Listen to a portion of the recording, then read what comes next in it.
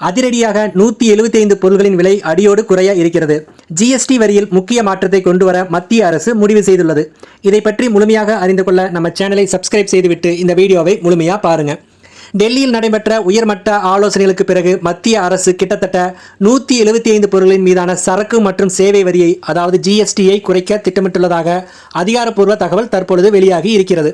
வரவிருக்கும் சீர்திருத்தங்களின் ஒரு பகுதியாக ஜிஎஸ்டியை குறைந்தது 10% குறைக்கப்படலாம் என மத்திய அரசு வட்டாரங்கள் தெரிவித்துள்ளன.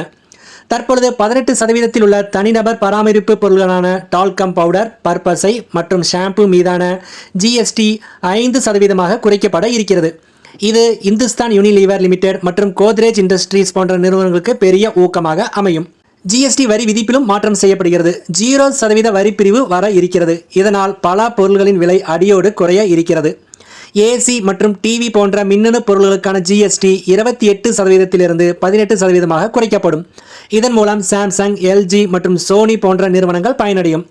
சிறிய ஹைபிரிட் கார்களுக்கான ஜிஎஸ்டி 28%இலிருந்து 18% குறைய வாய்ப்புள்ளது. இது மாருதி சுசுகி மற்றும் டொயோட்டா நிறுவனங்களுக்கு மிகப்பெரிய வெற்றியாக அமையும். மத்திய நிதியமைச்சர் நிர்மலா சீதாராமன் தலைமையில் ஜிஎஸ்டி கவுன்சில் செப்டம்பர் 3 மற்றும் 4 தேதிகளில் கூடி இந்த ஜிஎஸ்டி குறைப்பு குறித்து முடிவெடுக்க இருக்கிறது. பிரதமர் மோடி அவர்கள் ஆகஸ்ட் 15 அன்று ஆற்றிய சுதந்திர தின உரையில் அறிவித்ததை அடுத்து இந்த அறிவிப்பு தற்பொழுது வெளியாக இருக்கிறது. நாடு முழுவதும் பயன்படுத்தப்படும் உணவுப் பொருட்களான யூஹெச்டி பால், முன்பே பேக் செய்யப்பட்ட பனீர், பீஸா, சப்பாத்தி மற்றும் ரொட்டி போன்றவற்றுக்கு இனி ஜிஎஸ்டி இல்லை. ஜிஎஸ்டி கவுன்சில் தனது பூஜ்ஜிய வரி வரம்பை அறிவிக்க இருக்கிறது. இதன் மூலம் 5% மற்றும் 18% வரி விதிப்பிலிருந்து அத்தியாவசிய பொருட்களுக்கு இனி முழுவதும் வரி விலக்கு அளிக்கப்படும். இதேபோல் முன்பு 18% வரி விதிக்கப்பட்ட பரோட்டா போன்ற உணவுப் பொருட்களுக்கும் பூஜ்ஜிய வரி வரம்பின் கீழ் கொண்டு வரப்பட உள்ளன.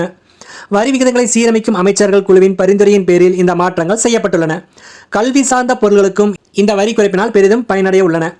வரைபடங்கள், ஹைட்ரோகிராஃபிக் விளக்கப்படங்கள், அட்லஸ்கள், சுவர் வரைபடங்கள், உலக உருண்டைகள், அச்சிடப்பட்ட கல்வி விளக்கப்படங்கள், பென்சில்கள், ஷார்ப்னர்கள், அனைத்து வகையான கிரையான்ஸ்கள், அத்துடன் பயிற்சி குறிப்பேடுகள், வரைபட குறிப்பேடுகள் மற்றும் ஆய்வக குறிப்பேடுகள் ஆகியவற்றுக்கு முன்பு 12% வரி விதிக்கப்பட்டிருந்தது. இப்போது இவை அனைத்தும் வரி விலக்கு பெற்றுள்ளன. இது மறைமுக வரி அமைப்பை சீரமைத்து பல அடுக்கு வரி எண்ணிக்கையினை குறைத்து எளிதான மற்றும் சிக்கனமான வகைப்பாட்டு முறைக்கு மாற இருக்கிறது என அதிகாரிகள் தெரிவித்துள்ளனர். பூஜ்ய வரி விகிதத்தை விரிவுபடுத்துவது குடும்பங்களுக்கும் மாணவர்களுக்கும் குறிப்பிடத்தக்க நிவாரணம் அளிக்கும். மேலும் வரி அமைப்பை எளிமையாகவும் வெளிப்படையாகவும் மாற்றும் என்று எதிர்பார்க்கப்படுகிறது. இந்த இறுதி முடிவு அடுத்த வாரம் டெல்லியில் நடைபெறவுள்ள 56வது ஜிஎஸ்டி கவுன்சில் கூட்டத்தில் எடுக்கப்பட உள்ளது. அதேபோல் ஜிஎஸ்டி முறையில் கொண்டு வரப்படும் புதிய மாற்றங்கள் இருசக்கர வாகன சந்தையில் பெரும் தாக்கத்தை ஏற்படுத்தும் என எதிர்பார்க்கப்படுகிறது. முக்கியமாக பல இருசக்கர வாகனங்களுக்கான விலை கடுமையாக மாறும் என்று எதிர்பார்க்கப்படுகிறது. சிறிய ரக இருசக்கர வாகனங்களுக்கான வரி 18% குறைக்கப்படும் நிலையில் பெரிய ரக பைக்குகளுக்கு 40% வரி விதிக்கப்பட உள்ளது. 350 சிசி வரையிலான மோட்டார் சைக்கிள்கள் மற்றும் ஸ்கூட்டர்களுக்கான ஜிஎஸ்டி வரி தற்பொழுது 28%இலிருந்து 18% குறைக்கப்படும். இதனால் இந்த வகை வாகனங்களின் விலை குறையும். இருப்பினும் 350 சிசி மற்றும் அதற்கு மேற்பட்ட திறன் கொண்ட பைக்குகளுக்கு 40% ஜிஎஸ்டி வரி விதிக்கப்படும் என்பதால் அவற்றின் விலை அதிகரிக்கும் என தெரிகிறது. நன்றி, வணக்கம்.